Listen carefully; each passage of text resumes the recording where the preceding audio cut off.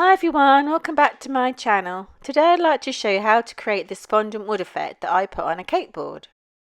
Okay, so to begin with I just want to show you that I made a template for my wooden planks. I just cut out a piece of cardboard about 3 centimeters by 15 and covered it in tin foil to make it food safe. And you can do whatever size you like depending on what size plank of wood that you want. Okay, I just want to show you what sugar paste I used to make the fondant wood, and on the right here I've got the sugar paste in Teddy Bear Brown, and on the left I've got white sugar paste that I've coloured sand using Colour Mill, and I will leave a link to everything that I use in the description so you can take a closer look later. So I've taken some of the Teddy Bear Brown and I've just kneaded till pliable, and then I've taken a smaller amount of the sand which I've also kneaded till pliable, and then I'm just going to roll them all into tubes. So the darker brown are going to be a thicker tube and the sand colour is going to be thinner tubes, and this is because we want more of the darker brown to show through in the wood. You can see here it's a lot thinner. So what I've got is 2 of each and I've just put them next to each other, alternating the colours, and then what I'm going to do is I'm going to kind of squish them together. I don't want it to go too wide, so I'm going to keep pushing it in so we don't go too wide. But squish them together and roll, and then you can see here I'm squishing it in a little bit, and this is because I don't want it to go too wide, so when we roll it out we get the nice lines going straight up and not getting too wide. So I'm just rolling it, squishing it, and then I'm also twisting it, and I'm twisting it to try and make the sand coloured a little bit thinner. If you notice, when I twist it goes a little bit thinner, which is what we want with the sand colour. Now to prevent it going too wide I'm just going to fold it over, and then again just twist and roll, and then I just keep doing this until I'm happy that the sand colour is nice and thin and kind of distributed throughout. Okay, so I'm happy with that, and you can see I'm squishing it one last time to make sure it's nice and narrow before using my rolling pin to start rolling out the sugar paste. Now as I said, you want it to kind of roll out so you're just going straight up and not really getting that wide. And this will give you the long lines which you want. So I'm just going to turn my cake board around so I can carry on rolling it out. So I'm going to roll it out to about 3mm thick. You want a bit of thickness there so you can texture. And there we go. So what I would say is do turn your paste around and see which one side you prefer before you start cutting out your wooden beams. So I preferred the underside this time. So I'm just going to make a nice straight cut across the bottom there. And now I've just got my template and I'm just going to cut out some planks of wood. So if you do find this tutorial useful, please do give it a thumbs up as it really helps my little channel. Thank you.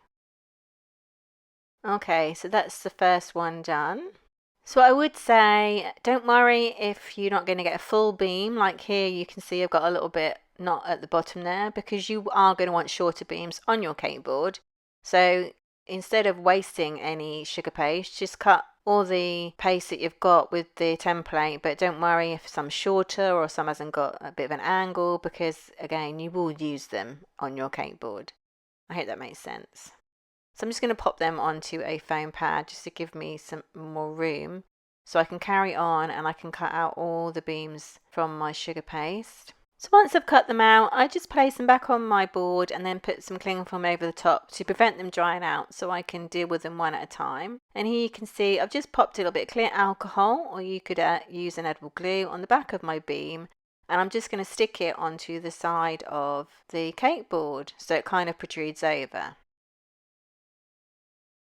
So I'm just going to trim that. There we go.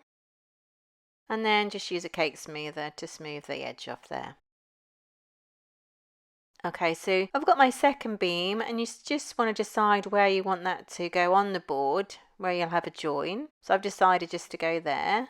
So I've just trimmed the edge off, and now I'm going to use my Dresden tool to create some little crevices at the top of the wood.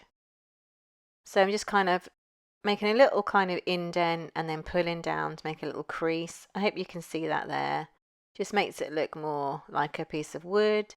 And then I'm just using my Dresden tool just to make some lines, some swirly lines, just to texture the rest of the wood. Okay, so once I've done that, I can carry on with my next piece of wood. And you can see here, I'm just going to texture the top bit first before I stick it into position where it meets up with the first bit that I put on.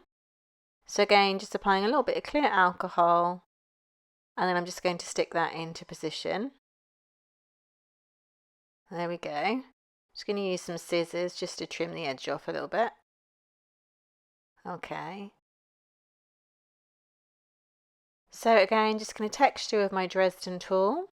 Now you may find there's a little bit of a gap between the two planks, but you can push that together, but also use your Dresden tool to create some little lines, but push them together as well, so that you could also do that. And you can use your cake smoother just to make the side of the wood straight. So once I've done that, again, just trim the edges, neaten it all off before carrying on. So here I'm just using the smaller end of my ball tool just to create some little circular holes in the top of the planks where the nails would be. So that's where we're going to put the nails later. So this is what the cake board looks like now, and I'm just going to carry on and place the other bits of wood on. And you can see here I'm using the bit that's got the little bit cut off at the corner because I can just put that in there and then just trim that off. And that shows that you don't need them all to be exactly the same length when you cut them out, so you ain't got to waste any sugar paste. Okay, so I'm just going to carry on and use all the ones that we've cut out. And you can see it took me to just under halfway on the cake board. So then I just did the technique again with both the different colour sugar pastes, rolled them out, cut out my planks of wood, and then just stick them into position. I tried to tally up with where the planks of wood joined, as you can see. So it's just literally following the same technique all the way across the cake board. Okay. So this is my finished cake board. And now what I'm going to do is I've just got some brown edible dust and a really fine paintbrush. I'm just going to add a little bit of that brown dust to the lines that we've made, the texture lines. Now I cannot emphasize to dip your brush into the dust and then take off the excess on a kitchen towel, because you can put too much on. You just want it to build up. So I'm just going to go in some of the lines, some of the texture lines that we've made, just to create a bit more definition, and I really think it brings the wood to life. I hope you can see that there. So I'm just going to go ahead and do that in some more of the crevices. Okay, so lastly I've just got some really small balls of grey paste, and I'm just popping them into those holes we made earlier using a little bit of clear alcohol to stick, and then I'm just flattening with the larger end of my ball tool, and we are creating the nails for the planks of wood. So I'm just going to go ahead and do every single one of them. Okay, so that is my board finished. I really hope that you enjoyed this tutorial. Please do check out my other ones. Please comment, like and subscribe for more, and hit that notification bell. Thanks for watching.